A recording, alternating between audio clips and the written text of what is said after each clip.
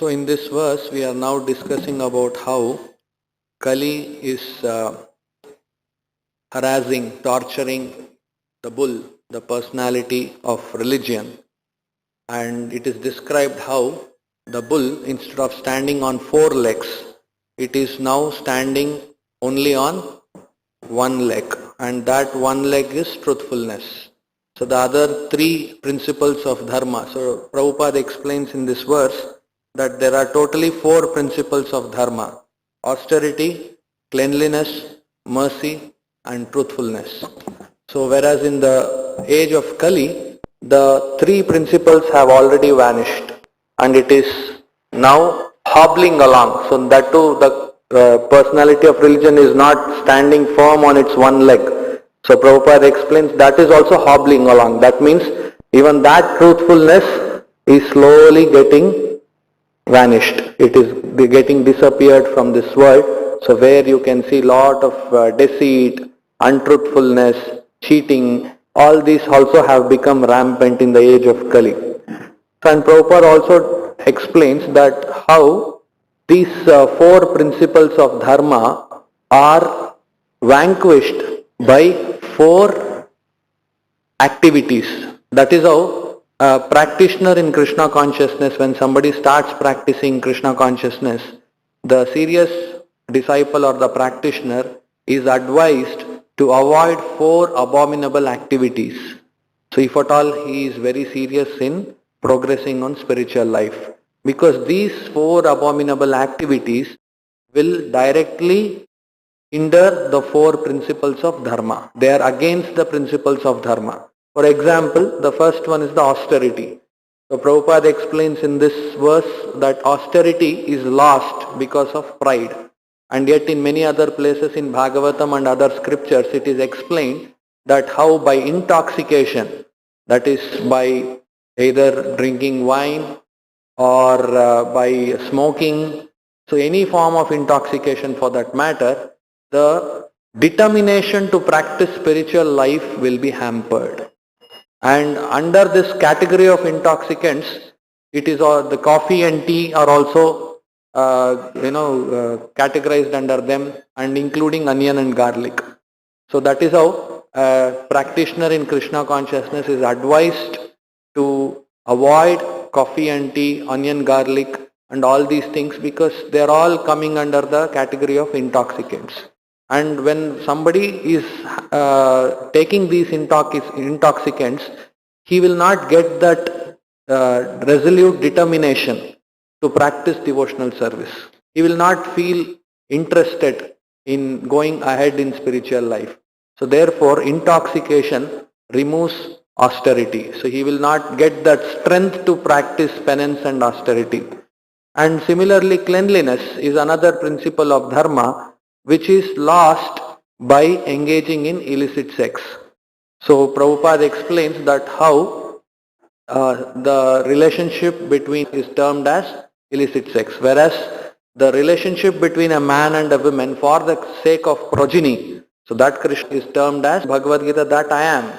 So whereas the illicit sex, it destroys the principle of cleanliness. And similarly the principle of mercy, that I am. So whereas the illicit sex, it destroys the principle of cleanliness.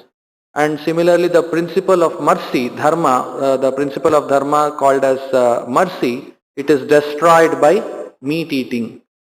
So when we engage in meat eating, so that is we are committing violence towards poor creatures, and that is exactly opposite, contradicting the principle of dharma, which is mercy. That is because one may say that that is the, what do you say, norm of life. No, not at all. Even in scientifically, if you see, there are some presentations also so available on the internet, that how a human body is not at all designed for consuming meat. So it is not necessarily that you have to eat meat to sustain. No, not at all. So there are so many other things given to us by God. So meat eating, and also the higher understanding of Bhagavatam, that Bhagavatam, what it presents is that not only the human beings are considered to be the citizens of the state or the country, Every living entity, even the lower species of life, are considered to be the praja. So, as much as violence against fellow citizens is not tolerated by the government, so similarly, the violence to the other creatures is destroying the pillar of mercy. And lastly, the pillar of dharma by name truthfulness is destroyed by gambling, because gambling always involves deceit, cheating, lying. So therefore the pillar of truthfulness will get destroyed by gambling, because gambling always involves deceit, cheating, lying. So therefore the pillar of truthfulness will get lost by gambling. So therefore it is important that we all follow these four regulative principles: no meat eating, no gambling, no illicit sex, no intoxication, so that we will be able to perform these principles of dharma. So if we have to understand more in detail about each of these principles of dharma, so let's take for example austerity. So austerity, the first recommendation given in the scriptures is that one, of course, austerity, it can mean many things in different connotations. But the first thing that Bhagavatam talks about is that we should not remain in our householder life for the entire duration of life, especially in this human form of life, which is obtained after many, many, many millions of lives. So we have gone through all the lower species of lives. So after having gotten this human form of life, we should not end our life in the householder status. So the Shastras say ideally the Varnashrama Dharma recommends that the first 25 years of one's life should be dedicated for brahmacharya, for learning different forms of education. And the second part of 25 years should be for the grihastha dharma, the householder life. The third should be for vanaprastha, which should be the state of retirement. And the last 25 years should be for sannyasa, which is the renown. Of course, now there is no varnashrama dharma, but the spirit of this instruction is that we should start practicing spiritual life. We cannot lead our lives like any other forms of life. See, for example, you take any other form of life other than human beings. So they can't understand any aspect of spiritual life. So, and Prabhupada says the commonality between all these species of life, including human today, is that eating, sleeping, mating and defending. Ahara, nidra, bhayamai life. Lekin the dharmam, so the concept of dharma which we are discussing today is that the human beings has got one special quality which they can do, which is not possible by any other forms of life. And that is dharma, the following the principles of God. And dharmena hina pashubi samana. If we don't follow this one special thing that is given, then we are exactly equivalent to the animal life. Because animals are also engaged in eating, sleeping, mating, defending. Human beings are also engaged. So what is the difference that human beings have got is the rationality, the intelligence, the ability to question that why am I suffering? So why should I suffer? Why should I undergo birth, death, old age and disease? So this ability to question will not be there in the lower forms of life. Prabhupada gives an example, just like you take these poor creatures during many events, they are taken to the slaughterhouse. So the animal which is in the queue, so it'll chicken for example, it will be seeing that the fellow mates are being slaughtered, but that will not resist. It will be happily, if some feed is given, it will go on happily eating, and then it will also be butchered. So that lower species of life do not have the ability to resist suffering, to question why am I being put to this suffering condition. It cannot question. Only in the human form of life we can question, why am I being tormented with these three types of kleshas: adhyatmic, adhibautik and adidaivik. Adhyatmic kleshas referring to one's own body and mind. So one simple question that should arise in our minds, is that why should I be exposed to so many diseases? Why should my body get old? So today the whole industry, the world is all about looking young, isn't it? So, but you're not able to stop growing old. So why are we forced to become old? And nobody wants to get diseased. But still I am pushed to so many diseases. So we should question this. Why am I forced to grow old, face diseases and finally death? None of us wants to face death.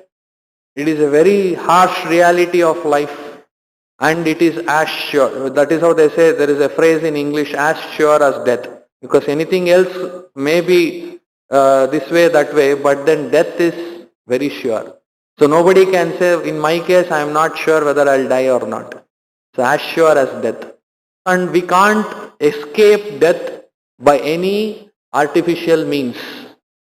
So it is like there is one story that I came across, that one person, he was very intelligent and he wanted to somehow or the other escape the jaws of death.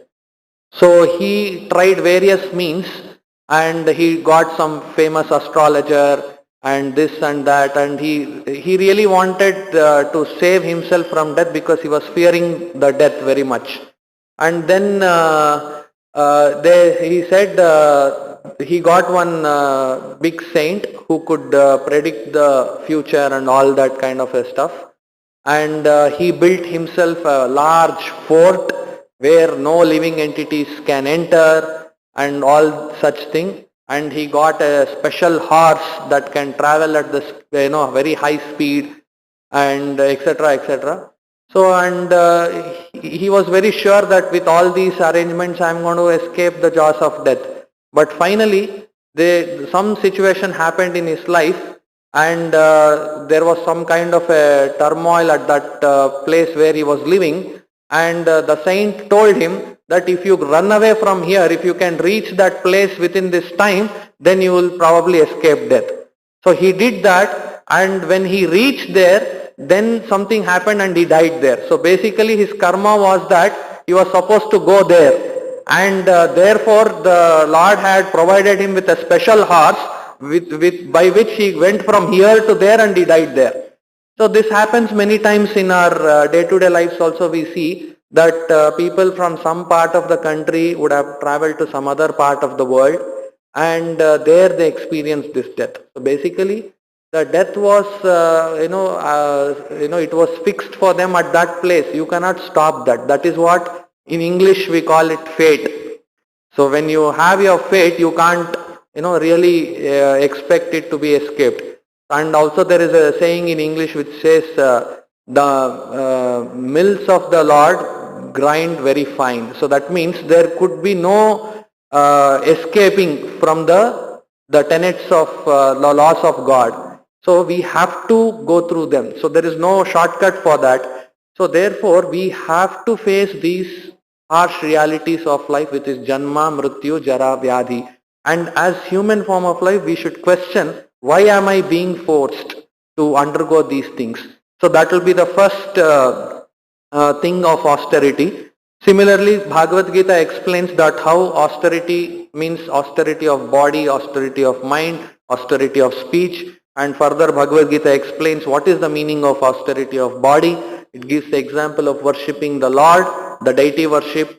So you can have one small deity of Krishna at your home and worship. So that is the austerity of the body, worshipping the spiritual master. So, and then similarly austerity of the mind involves being serene, self-control and gravity. All these are examples of mind. And austerity of speech, speaking truthfully and beneficially. So that means not to speak lies and to speak which is beneficial to others, which means to spread Krishna consciousness, and avoiding speech that offends others and reciting Vedas. All these are considered to be austerities of speech. So in fact Bhagavatam also says that it uses one strong word called as asati. So sati means a chaste woman. So the woman who is loyal to her husband. So that is called sati. So asati means an unchaste woman, exactly the opposite of sati. So what is the meaning of unchaste woman? She is not loyal to her husband. So that means referring to a prostitute. So the prostitute has no reputation of good womanly qualities at all. So similarly, in the austerities of speech, Bhagavad Gita explains that that tongue which is given to the human form of life but does not chant the names of Lord Hari, does not chant the Vedic hymns, is considered to be a prostitute. So that means if the tongue is not engaged in chanting the names of the Lord, but even though the tongue is used in reciting high philosophies and big discussions and all these things, the tongue is considered to be prostitute because it is not chaste, it is not loyal to the creator of this whole body, which means it is not chaste. So chastity of the tongue is referring to chanting of the names of God. So this is how Bhagavad Gita describes.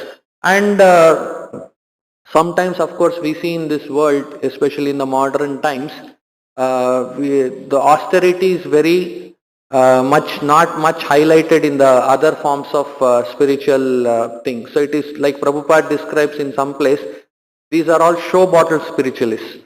So that means they say for practicing spiritual life, you don't need any rules and regulations. You can do whatever you want.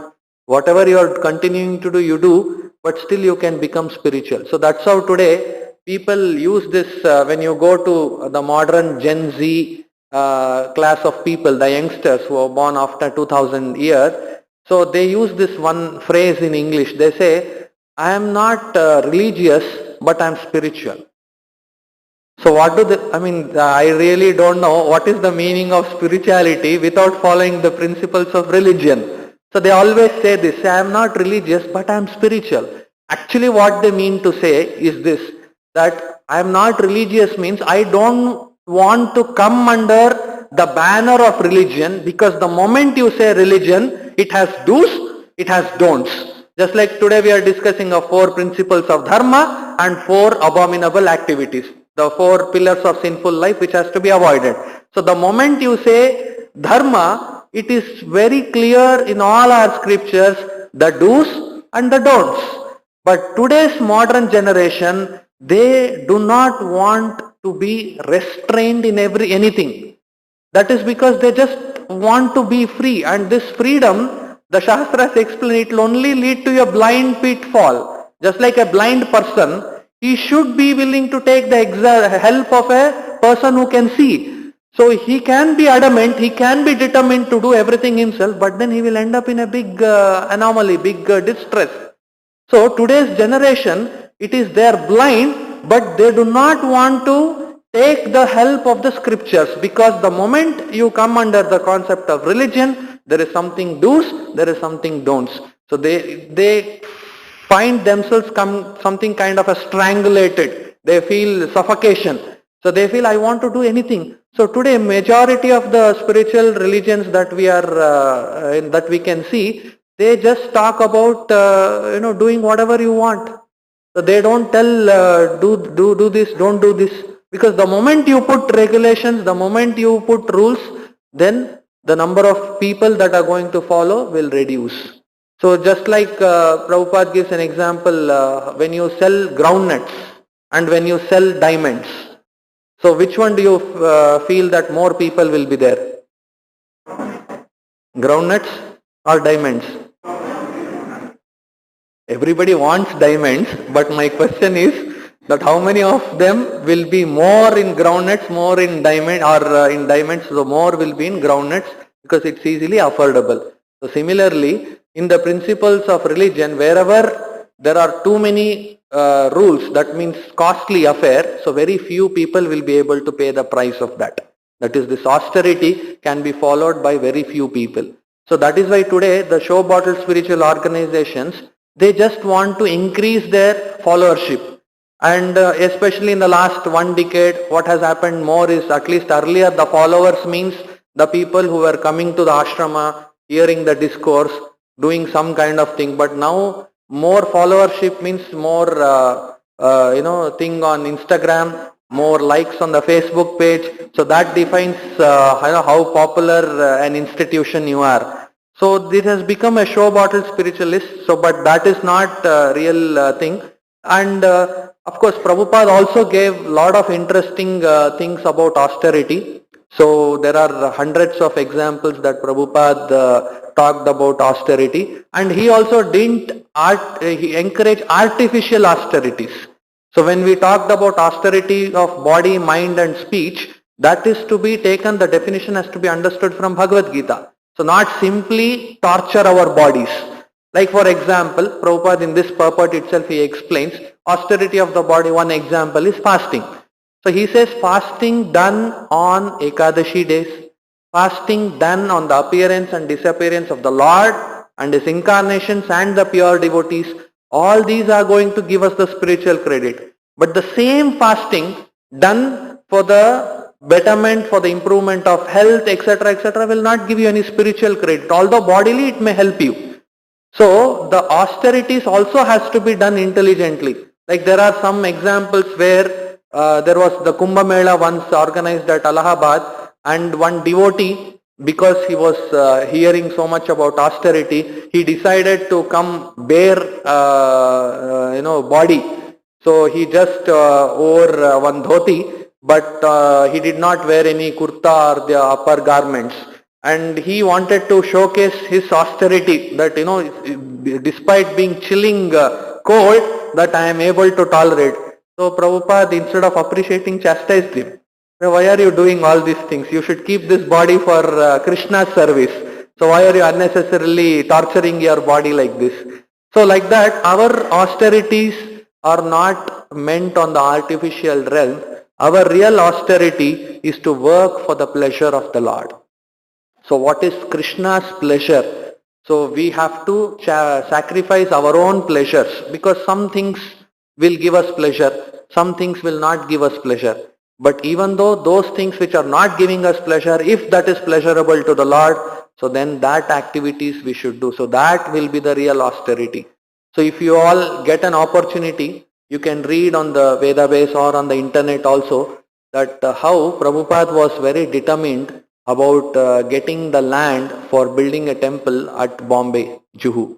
So it is a very interesting episode. So because that episode itself we can go on explaining for about an hour, that how Prabhupada was very determined. And just to state a few things, when Prabhupada was undergoing a lot of difficulties in getting that landlord was creating some problem. Then later the municipal corporation had some issues with allocation and all that. So many other fellow spiritual organizations and other saintly people and all, where our devotees, disciples of Prabhupada were going and trying to seek their help, support from the society. When they all heard the intricacies of the case, they all told one same thing, that it's better to give it up. It's better to give up that effort. It is not worth your efforts so much. So, and these devotees were coming and telling Prabhupada, this is what so and so, this is what so and so is telling. But Prabhupada would never agree. So he was determined to get that land for Krishna at any cost. So this is the real austerity. Similarly, our another real austerity is to chant lovingly for the Lord. So if we can chant, like Prabhupada explains, our chanting should be like that of a crying child for the mother. So if you have seen the child, how it will helplessly cry. So it will just not mind or bother anything else in the world. It just wants the love and care of the mother. So the helpless cry of a child, small child, that should be the mood of our chanting. And when we chant like this, with this kind of a mood, that will be the real austerity. And what will be the result of that austerity? So the Prabhupada explains in many quotes, I just will read 3 or 4 of them. Krishna can be with us very easily by simply chanting or engaging the tongue in his service.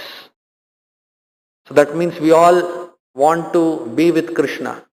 So and we all have understood that wherever Krishna is there, there cannot be Maya. As much as wherever there is sun, there is no darkness. So how can Krishna be with us? How can we be with Krishna? The answer is Krishna can be with us very easily See Prabhupada, how the words that he uses, every word is so important. He says Krishna can be with us not with lot of difficulty and you have to struggle a lot. No, very easily. How? By simply chanting or engaging the tongue. So in other words, simply by chanting with this proper mood, we can have Krishna with us. And then next quote, Prabhupada says, chanting of Hare Krishna is the easiest process and genuine without any failure. So if you analyze this quote, it is giving you a three-dimensional picture. Prabhupada says chanting of Hare Krishna is the easiest process and genuine and without any failure. So that means why it is a 3D quote. Say for example, Prabhupada is saying easiest process and genuine. There could be many processes which are easy and genuine, but may not assure you the success. So but here it is without any failure. That means it is sure. Similarly, there could be so many processes which is sure to make you be successful and it is genuine also. So but it is not easy. Say for example, performing Vedic sacrifices. So which is meant for some other yuga. So it is genuine process and surely you will reach God. But it is not easy. So but here this is easiest. And on the other side, something could be easy and sure shot, but not genuine. So it will definitely not take you there. See how Prabhupada is when we read, we just read, okay, it is just the easiest process, genuine without any failure. So but every word, there is so much depth with which Prabhupada is writing. So this is the quote which we can all go on contemplating for the rest of our lives, because Prabhupada is saying it is easy, not difficult, it is genuine, it is not some dogma thing showcased by anybody, professed by somebody, and it is sure shot. You will meet success, you will meet Krishna without any failure. Success is assured. So similarly he also says, if you chant properly, so we all have been hearing now chanting, so chanting with the cry of a child and all that. So that means if we chant properly, then we will reach Krishna. So but here in this quote he is saying, if you chant properly or even improperly, then immediately still you will be in touch with God. So that means it is giving all of us a hope that, because generally it says any other process, if you follow this, you get this. If you don't follow this, you will not get this. But see the beauty of this process, where Prabhupada is telling, if you follow this, if you chant properly, you will be in touch with God. If you don't chant properly, then you will not be in touch with God. That is supposed to be there. But here Prabhupada, even if you chant improperly, still you will be in touch with God. So that is the beauty of this process. So does that mean we all became happy and started clapping now? Okay, then I can go on chanting like this and still I can be in touch. You all got some enthusiasm, right?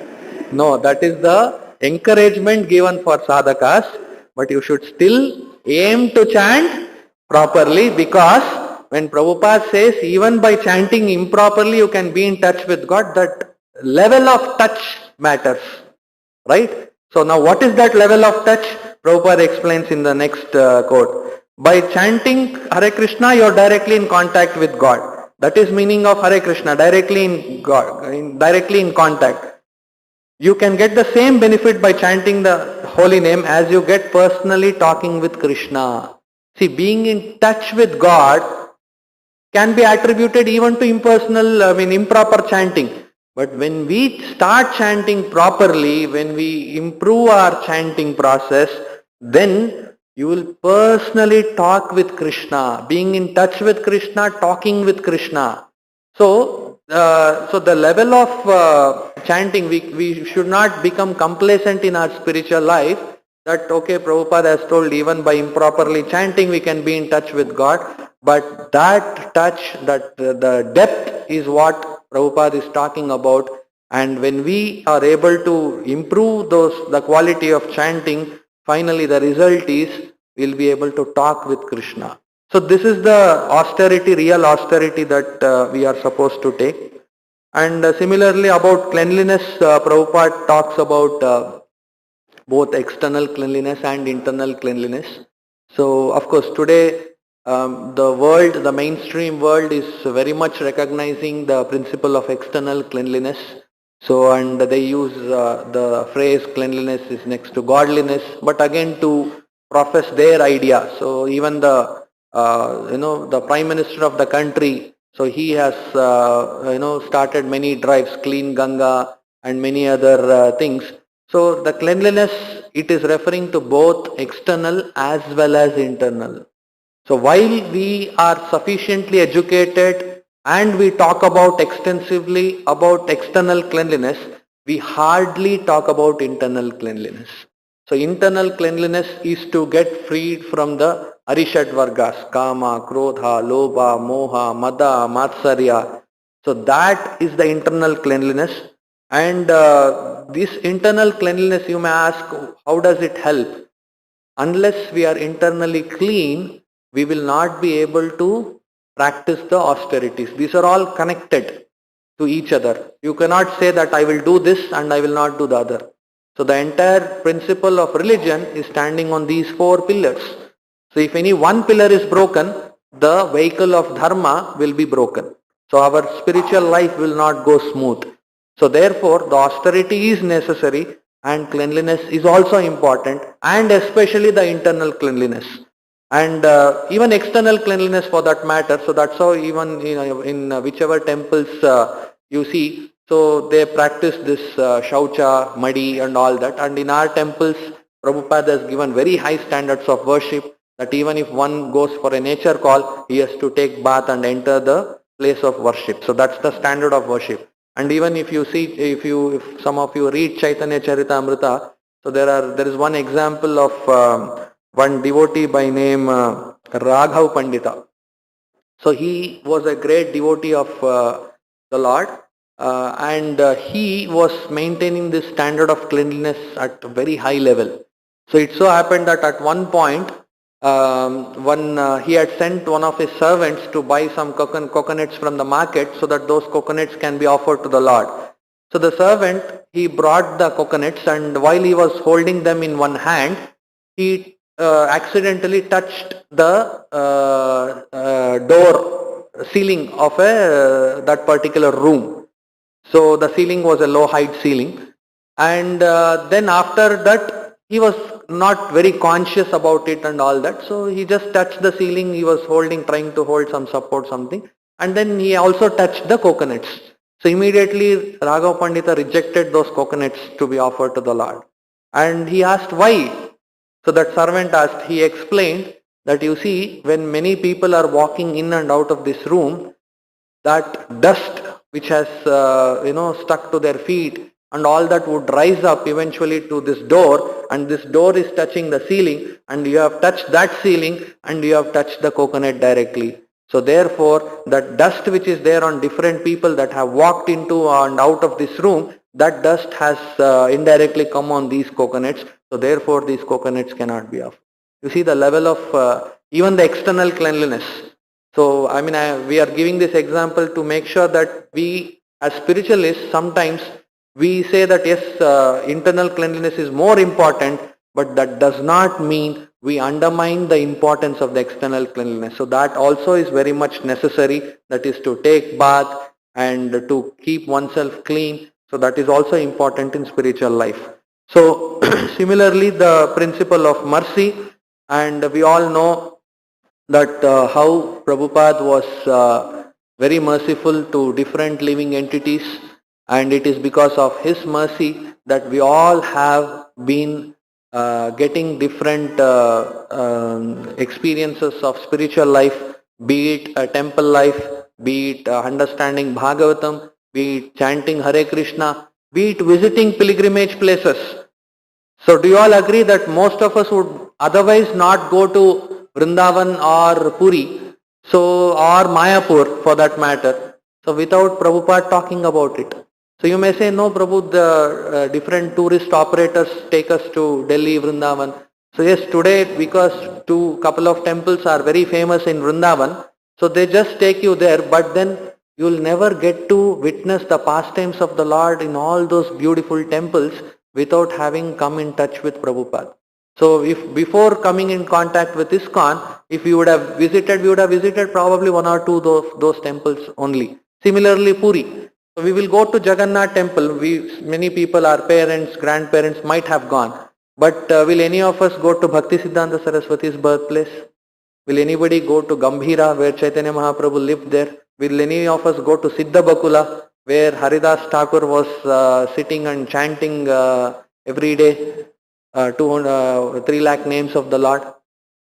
So all these places of pilgrimage have been given to us only by the mercy of the spiritual master. Just like today at the beginning of the session we were discussing that how even lower species of life are considered to be praja. So similarly there was one instance where Prabhupada, he was chanting in his room and the devotees were all downstairs. There was only one room up on the first floor, and he had a calling bell. So if at all he had any requirements, he would press that bell. So it so happened that once he pressed that bell, and one of the disciples came in, and Prabhupada told that disciple, you just see that one bug, one small insect at the corner of the room. So that is not moving from quite some time. So maybe it is not got the food, it is tired, we don't know really why it is not moving. You please take that bug, insect, and you give some prasadam and you leave it on some plants so that it will get that nourishment of Krishna's mercy. See, this is the vision of a pure devotee. So you can imagine when Prabhupada is feeling so much for a bug, an insect, a lowly form of life, so how much he would have felt for living beings, human beings who are wasting this human form of life. So that is how he wanted all of us to first of all benefit our lives by taking this spirituality more seriously, and secondly to spread this mission of God, to spread this mission of Guru, of the previous Acharyas to as many living entities as possible. And generally when we talk about spreading, some people will get a little bit uncomfortable. They say, Swamiji, I will practice for myself, but for me to explain, I am not that comfortable. See, preaching or spreading the message of God, not that you have to understand the nuances, nitty-gritties of the Shastra, then he will put that question to you, you have to answer that, should be a big scholar, you should be a big orator. Not necessary. So Prabhupada says that there was one daughter of Shyam Sundar, I think, no, that small girl, Saraswati. So she used to go to universities and say, you chant Hare Krishna. That's all. That is the essence of preaching. Preaching doesn't mean that you should memorize all the 700 verses of Gita, and we are not talking about scholarly presentation. We are talking about reaching out the message of Krishna. The message of Krishna is you manmana bhavamad bhakto madhyaji mam namaskuru. Krishna is telling that same thing when you say that you please chant Hare Krishna to one of your colleagues, to friends, to relatives. So that is the preaching. Preaching doesn't mean that you have to scientifically arrive at one theorem and then conclude this, therefore Krishna is the Supreme Personality of Godhead. Not necessary. So all of us should also take up, first is definitely perfection. And of course sometimes people also say, first let me perfect and then I will preach. So when will that come perfection? Never. So we have to, yes, definitely we have to be sincere in our personal practices. We have to try our best in following all the principles and chanting the Maha Mantra, Hare Krishna, Krishna Krishna, Hare Hare, Hare Rama, Rama Rama, Hare Hare. But while we try to practice all these things, we should also try to explain this secret, not necessarily analytically, but even there are so many simple people who will just, I don't know if you have come across, at least I have come across many people whom I thought it will be very difficult for them to take up devotional service for whatever reasons they are, the way, the external big position, big designation, big wealth, which all of these are considered to be the impediments in taking up your devotional service. But there are so many souls, especially in our country, India, that you just have to tell somebody that you please chant this Maha Mantra. And recently I was traveling in a train, and it was really a big miracle and a revelation for me, because probably I met one person. That person, I had met him about 8 years back in the temple. I don't remember him, but he remembers me. So he had come here for some searching of some job, and he was very frustrated, it seems. So he had come to the temple, and so I had met him. So probably in the course of talk some discussion had happened, and he told me that starting from that day till now he has not missed even one day chanting of one round of Hare Krishna mantra.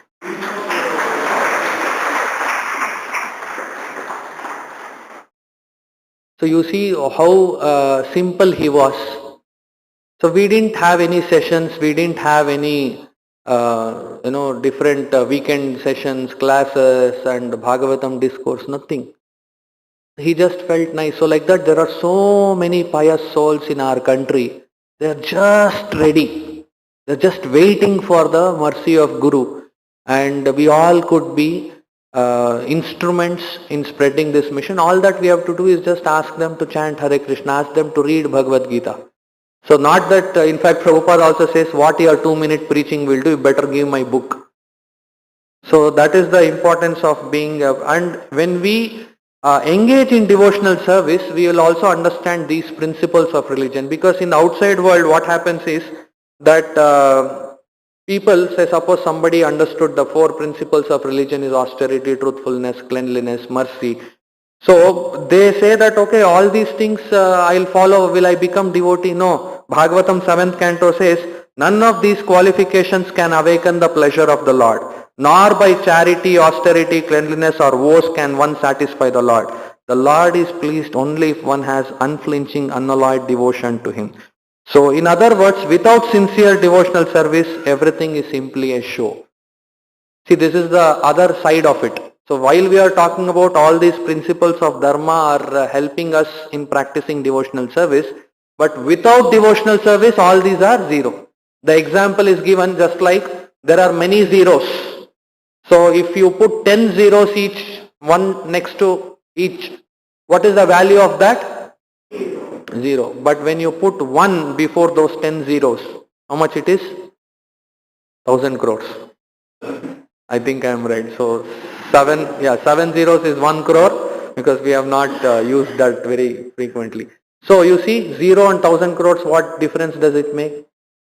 Or if it is 5 zeros, it is 1 lakh rupees. So what is making the difference for all those zeros? 1. And that 1 is defined as Krishna. So the service to Krishna, the Krishna consciousness, with that when we have all these qualities, that will really make a difference. But without Krishna, if we just try to follow these external things of being clean, because there are so many people in the outside world who are very clean externally, so are very merciful, very compassionate. So, and of course their compassion will be on a very ethereal, very superficial platform. Because like Prabhupada gives example, there was a meeting amongst the United Nations people how to establish peace in the world, and in that meeting they were eating non-vegetarian food. So what good is that meeting? Where will it lead to? Nowhere. So we cannot have all these principles just on the superficial level. Rather, we should practice this in conjunction, in this thing with devotional service. Along with devotional service, which means chanting the Maha Mantra, following 4 regulative principles, reading Prabhupada books, deity worship, all these will constitute devotional service. With that, if we practice, then we can follow all these things very easily. So otherwise, in fact, when we talk about this 4 pillars of sinful life, that is intoxication, gambling, meat eating, illicit sex, all of these things. In fact, at some point I was hearing, these things are not easy also. It is very expensive. If you analyze, if you have to do gambling, if you have to do intoxication, it doesn't come free, isn't it? It is very expensive, and by spending all this money, so in other words, going to hell is not easy. Going to hell is very, very expensive because you have to spend lot of time, lot of energy, lot of money. You will not get meat eating so easily. You have to do lot, you have to spend lot. So going to hell is very, very expensive. And but still, the dull-headed, the materialistic brain, today we are not able to realize that. On the other hand, going to Godhead is very free. What is Krishna expecting? Telling, think of me, chant Hare Krishna, read Bhagavad Gita. We don't want to do that, but we want to spend money, then spend time, energy, and then go to hell.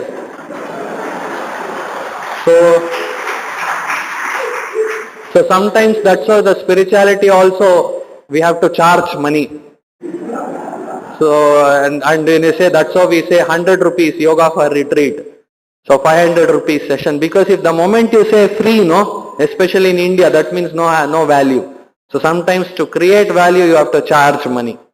Sometimes people ask us, Swamiji, why it is everything is charged?